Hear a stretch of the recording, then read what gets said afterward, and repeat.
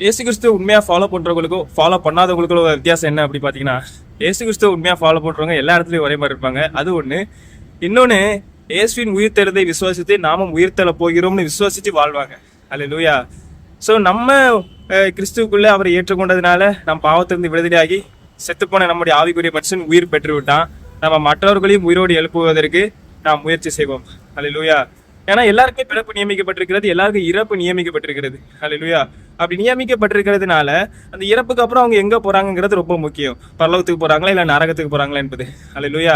So அதை destine பண்றதுதான் யாரு இயேசு கிறிஸ்துவின் தியாகத்தை அவர் நம்முடைய பாவங்களை தான் சுமந்தார், என்னுடைய பாவங்களை சுமந்தார் என்று விசுவாசிகளோ அவர்களுக்கு அந்த பாவ மன்னிப்பு கிடைக்கிறது.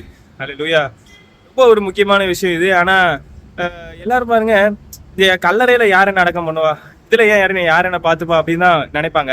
அவங்க உண்மையான கிறிஸ்டியன்ஸ் இல்ல. என் வாழ்க்கை இங்க நித்திரை அடைப்பேன், நான் இங்க கண்ணில் தூங்குவேன், நான் அவர் இடத்துல முழிப்பேன் அப்படின்னு நினைச்சு வாழ்றோம் பாத்தீங்களா, அவங்க தான் உண்மையான கிறிஸ்தவர்கள் என்ற அர்த்தம். அல்லேலூயா.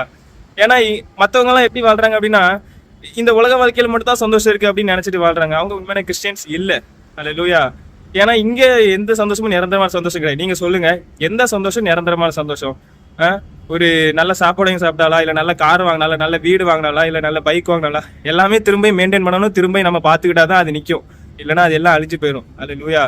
அப்படியே இருந்தாலும் நீங்க நம்ம கூடி போனா 70 வருஷம் 80 வருஷம் இந்த காலகட்டத்துல. அல்லேலூயா. அப்படி இருக்கும்போது நிலையான சந்தோஷம் நாம் உயிர்த்தெழுந்து அவரிடத்தில் போகும்பொழுது மட்டுமே. அல்லேலூயா. அதை ஏசு அழகாக ப்ரூஃப் பண்ணிப்பாரு. லாசருவ செத்துப்போன லாசருவ உயிரோடு எழுப்பி ப்ரூஃப் பண்ணியிருப்பாரு அவரிடத்துல உயிர்த்தெழுதல் இருக்கு அப்படின்னு. ரெண்டாவது, அவரே உயிர்த்தெழுந்தார். அல்லேலூயா. அது மட்டும் இல்ல, சபை எடுத்துக்கொள்ளப்படுதல்.